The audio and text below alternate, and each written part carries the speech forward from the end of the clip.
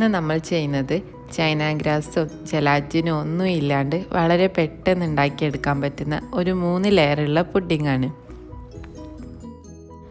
ഇതൊരു Arabic desert കൂടിയാണ്. മുഹല്ലബി എന്നാണ് ഇതിൻ്റെ പേര്. അപ്പോൾ അതെങ്ങനെ ഉണ്ടാക്കുന്നത് നോക്കിയാലോ. അതിനായിട്ട് ആദ്യം ഒരു സോസ് പാൻ എടുത്ത് വെച്ചിട്ട് അതിലേക്ക് 3 ടേബിൾ സ്പൂൺ കോൺഫ്ലോർ ചേർത്ത് കൊടുക്കാം. പിന്നെ നമുക്കിതിലേക്ക് വേണ്ടത് 1/2 ലിറ്റർ ഫുൾ ഫാറ്റ് മിൽക്കാണ്. അതിൽ നിന്നും കുറച്ച് പാലെടുത്തിട്ട് ഈ കോൺഫ്ലോർ ഒട്ടും കട്ടയില്ലാത്ത രീതിയിൽ നന്നായി ഒന്ന് കലക്കിയെടുക്കാം.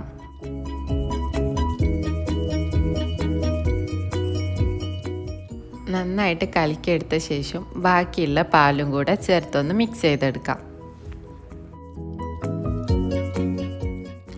ഇനി ഇതിലേക്ക് മധുരത്തിന് ആവശ്യമായിട്ട് ഏകദേശം ഒരു 1/2 കപ്പോളം പഞ്ചസാര ചേർത്ത് കൊടുക്കുകയാണ്. പിന്നെ ഇതിലേക്ക് ഒരു 1/4 കപ്പ് കണ്ടൻസ് മിൽക്കും കൂടെ ചേർക്കുന്നുണ്ട്. ഇനി നിങ്ങൾ കണ്ടൻസ് മിൽക്ക് ചേർക്കുന്നില്ല എന്നാണെങ്കിൽ ഈ പഞ്ചസാരയുടെ അളവ് കുറച്ചും കൂടെ ഒന്ന് കൂട്ടിയെടുത്താൽ മതി കേട്ടോ. ഇതും കൂടെ ചേർത്ത് നന്നായി ഒന്ന് മിക്സ് ചെയ്ത ശേഷം നമുക്ക് ഫ്ലെയിം ഒന്ന് ഓണാക്കി വെക്കാം. എന്നിട്ട് ലോ ഫ്ലെയിമിലിട്ടിട്ട് വേണം നമ്മളത് റെഡിയാക്കി എടുക്കാനായിട്ട്. 3-4 മിനിറ്റിനുള്ളിൽ തന്നെ നമുക്കിത് റെഡിയാക്കി കിട്ടും കേട്ടോ. നന്നായിട്ട് കൈ വെക്കാണ്ട് ഇളക്കി കൊടുക്കണേ. കാരണം നമ്മൾ കോൺഫ്ലോർ ചേർത്ത കാരണം പെട്ടെന്ന് തന്നെ കട്ട പിടിക്കും. കട്ട പിടിക്കാണ്ട് ശ്രദ്ധിക്കണം കേട്ടോ. ഈ സമയത്ത് ടേസ്റ്റ് ബാലൻസ് ആവാൻ വേണ്ടിയിട്ട് ഒരു നുള്ളു ഉപ്പും കൂടെ ചേർത്ത് കൊടുക്കണേ.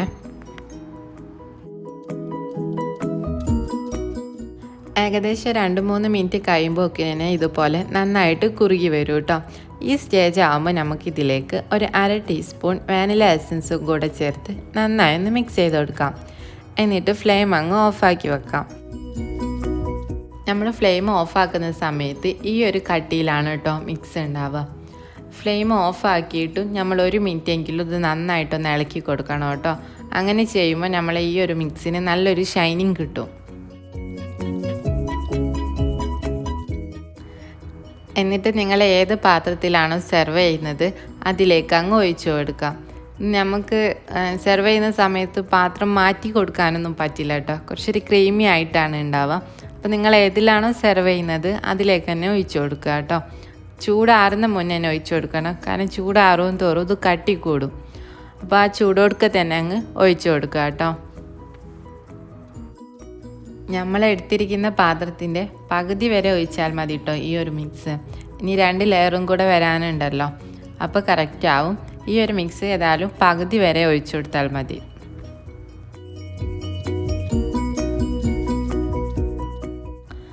ഇനി നമുക്ക് ഇതിൻ്റെ അടുത്ത ലെയർ ഉണ്ടാക്കുന്ന സമയം വരെ ഇതൊന്ന് റെസ്റ്റ് ചെയ്യാനായിട്ട് വെക്കാം. ഫ്രിഡ്ജിൽ വെക്കണമെന്നൊന്നുമില്ല കേട്ടോ, പുറത്ത് വെച്ചാലും സെറ്റായി കിട്ടും. ഇനി അടുത്ത ലെയർ ഉണ്ടാക്കാനായിട്ട് ഞാനിവിടെ ഒരു 3 മുസമ്പിയാണ് എടുത്തിട്ടുള്ളത്. ഇനി നമുക്കിതിൻ്റെ ജ്യൂസ് എല്ലാം ഒന്ന് എടുക്കാം.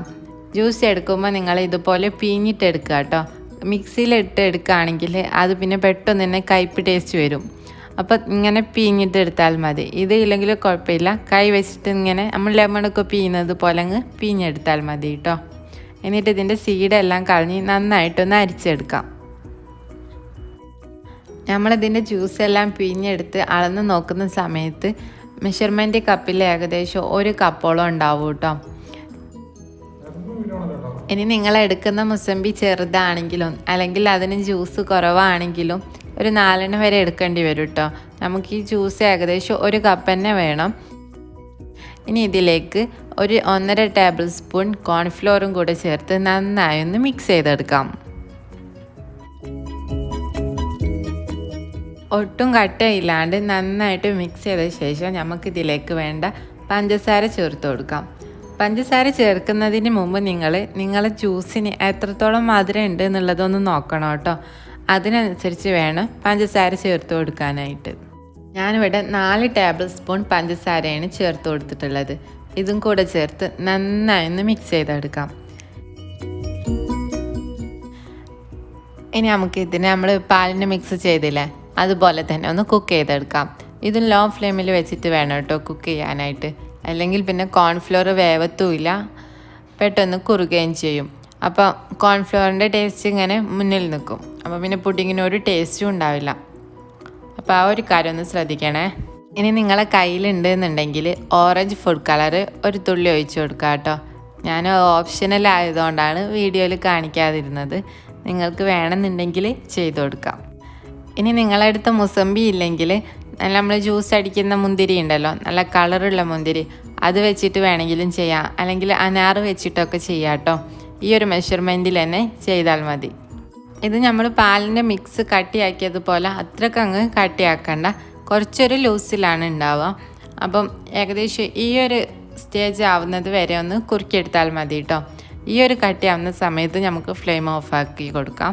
എന്നിട്ട് നമ്മൾ നേരത്തെ ചെയ്ത പോലെ തന്നെ 1 മിനിറ്റും കൂടെ ഫ്ലെയിം ഓഫാക്കിയിട്ട് 1 മിനിറ്റും കൂടെ ഒന്ന് നന്നായിട്ടൊന്ന് ഇളക്കി കൊടുക്കാം. നമ്മളിങ്ങനെ കോരി ഒഴിക്കുന്ന സമയത്ത് ഈ ഒരു കട്ടിയിലാണ് കേട്ടോ മിക്സ് ഉണ്ടാവുക. ഇനി ഇതൊരു സൈഡിലേക്ക് മാറ്റി വെക്കാം. ഇത് തണുക്കുന്ന സമയം കൊണ്ട് നമുക്ക് ഇതിനേക്ക് വേണ്ട രണ്ടാമത്തെ ലെയർ ഒന്ന് റെഡിയാക്കിയെടുക്കാം. അതിനായിട്ട് ഞാനിവിടെ ഒരു 15 ബിസ്ക്കറ്റാണ് കേട്ടോ എടുത്തിട്ടുള്ളത്. അത് നന്നായിട്ടൊന്ന് പൊടിച്ചിട്ടുണ്ട്. ഇനി ഇതിലേക്ക് ഒരു 2-3 ടേബിൾ സ്പൂൺ മെൽറ്റ് ചെയ്തിട്ടുള്ള ബട്ടർ ഒന്ന് ചേർത്തിട്ട് നന്നായി ഒന്ന് മിക്സ് ചെയ്തെടുക്കാം.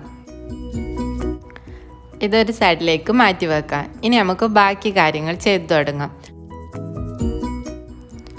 ഏകദേശം ഒരു 30-45 മിനിറ്റിൻ്റെ ഉള്ളിൽ തന്നെ നമ്മൾ നേരത്തെ ഉണ്ടാക്കി വെച്ചിരിക്കുന്ന പാലിൻ്റെ മിക്സ് ഉണ്ടല്ലോ, അത് സെറ്റായിട്ടുണ്ടാവും.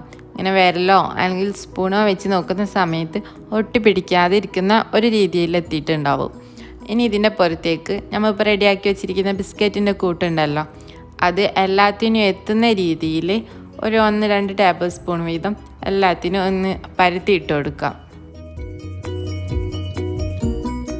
ഇനി ഇതിൻ്റെ പുറത്തേക്ക് നമ്മളിപ്പോൾ ഉണ്ടാക്കി വെച്ചിരിക്കുന്ന മുസമ്പിയുടെ മിക്സ് ഉണ്ടല്ലോ, അത് എല്ലാത്തിനും എത്തുന്ന രീതിയിലൊന്ന് ഒഴിച്ചു കൊടുക്കാം. ഇനി കുറഞ്ഞത് 2 മണിക്കൂറെങ്കിലും ഇത് ഫ്രിഡ്ജിൽ വെച്ചിട്ടൊന്ന് തണുപ്പിച്ചിട്ട് വേണം നമ്മളിത് സെർവ് ചെയ്യാനായിട്ട്. തണുപ്പിച്ച് കഴിക്കുമ്പോഴാണ് കേട്ടോ ഇതിന് ടേസ്റ്റ് ഉള്ളത്. നന്നായി തണുപ്പിച്ചെടുത്ത ശേഷം നമുക്കിതൊന്ന് ഡെക്കറേറ്റ് ചെയ്തെടുക്കാം. അതിനായിട്ട് ഞാൻ നേരത്തെ നമ്മൾ പൊടിച്ചിട്ടുള്ള ബിസ്ക്കറ്റ് ഉണ്ടല്ലോ, അത് വെച്ചിട്ട് തന്നെ ഡെക്കറേറ്റ് ചെയ്തെടുക്കുകയാണ്. ഇനി ഇതില്ലെങ്കിൽ നിങ്ങൾക്ക് നട്ട്സ് എന്തെങ്കിലും വെച്ചിട്ട് ഡെക്കറേറ്റ് ചെയ്തെടുത്താലും മതി കേട്ടോ. കണ്ടോ, ഇതുപോലെ കോരി കഴിക്കുന്ന സമയത്ത് 3 ലെയറായിട്ടാണ് കേട്ടോ ഉണ്ടാവുക. സൂപ്പർ ടേസ്റ്റാണ് കേട്ടോ കഴിക്കാനായിട്ട്. അപ്പോൾ നിങ്ങൾ ഇതുവരെ ഈ പുഡിങ് ട്രൈ ചെയ്ത് നോക്കിയിട്ടില്ല എന്നാണെങ്കിൽ ട്രൈ ചെയ്ത് നോക്കുന്ന സമയത്ത് ഫീഡ്ബാക്ക് അറിയിക്കാൻ മറക്കരുതേ. അപ്പോൾ അടുത്ത നല്ലൊരു വീഡിയോ ആയിട്ട് വീണ്ടും കാണാം. താങ്ക്